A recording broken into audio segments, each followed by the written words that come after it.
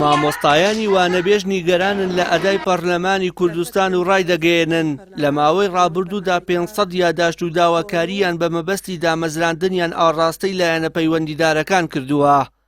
بەڵام تا ئێستا پەرلەمان هیچ هەنگاوێکی کردداری بۆ ئاڕاستەیەدا نەناوە.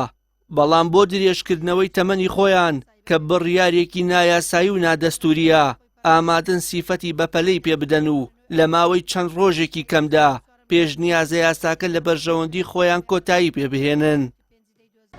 نیگەرانی مامۆستایانی وانەبێژ هاوکاتە لەگەڵ ڕۆژی مامۆستایان لە هەرێمی کوردستان و وانەبێژان نیگەرانن لە پەراوێزخستنیان و دەڵێن سەر ڕایدانەمەزراندنیان تەنانەت بەشێک لە پەروەردەکان موچەی مانگی 7 و 8 وانەبێژانیان دابەش نەکردووە. نوێنەری مامۆستایانی وانەبێژ نایشارێتەوە لە ماوەی ڕابردوودا بەهۆی سازکردنی خۆپیشاندانی بێمۆڵەت دەستگیر کراوە و لە ئێستادا بە کەفالەت ئازاد کراوە و دادگاش تا ئێستا ئامادە نییە کەیسەکە یەکلایی بکاتەوە.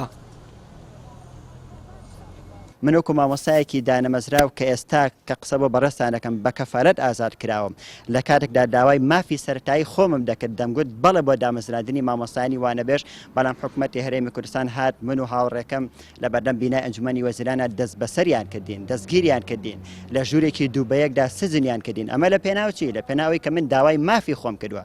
یعنی من وەکو مامۆستایەکی دانەمەزراو کە لە ئێستادا بە کەفالەت ئازادم لە هۆڵەکانی خوێندن دەرس دەڵێمەوە، بەڵام بەداخەوە حکوومەتی هەرێمی کوردستان هاتووە لە ڕۆژی جیهانی مامۆستایان پیرۆزبایی لە مامۆستایان دەکات. کام پیرۆزبایی؟ وەرەگە دەتێت دڵی مامۆستایان خۆش بکەی وەرە دان بمەزرێنە، نەک مامۆستایانی وانەبێژ بە ئێستاشی لەگەڵا بێت لە زۆرێک لە پەروەردەکان تا ئێستا موچەی مانگی 7 و 8 وەرنەگرتووە.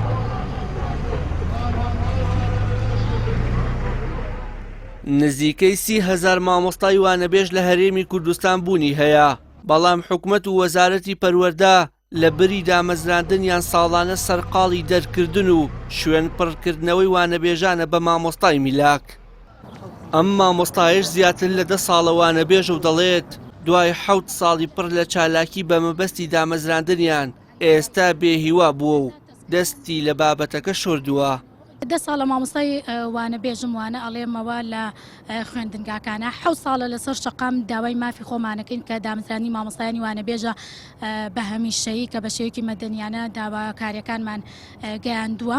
بەڵام من دوای 10 ساڵ یعنی بێهیوا بووم، یعنی ئێستا بە تەواوەتی بێهیوا بووم، یعنی دەستم شتۆ لەوەی کە بڵێم دامەزرێم، چونکە 10 ساڵ کە تا ئەم دقەیە هیچ جوابێک نییە لە وەزارەت و لە حکوومەتەوە بۆ مامۆستایانی وانەبێژ. بۆیە من وەک خۆم دوای 10 ساڵ لە مامۆستایی ئێستا بێهیوا بوومە. ئێستا من 10 ساڵ چاوەڕێ ئەوم کە میلاکێک بێتە جێم و بڵێ بتۆ بۆ ماڵەوە، دەستم لێ شتووە ئەرۆڵە. لە ماوەی ڕابردوودا چەندین جار مامۆستایانی وانەبێژ و بەتایبەت لە سنووری سلێمانی خۆپیشاندانیان دژی پێنەدانی مافەکانیان ئەنجام داوە، بەڵام بە بیانووی قەیرانی دارایی و هاتنی چەکدارانی داعش و کۆرۆنا وەڵامێکی ئەوتۆی ئەو مامۆستایانە نەدراوەتەوە. بەڵام لە ئێستادا گەگرفتەکان کۆتایی هاتووە، حکوومەت لە بری بەرزکردنەوەی ناونیشانەکانیان سەرقاڵی دوورخستنەوە و دەرکردنیانە لە ناوەندەکانی خوێندن. وشیار محەممەد، کەناڵی ئاسمانی پەیام، سلێمانی.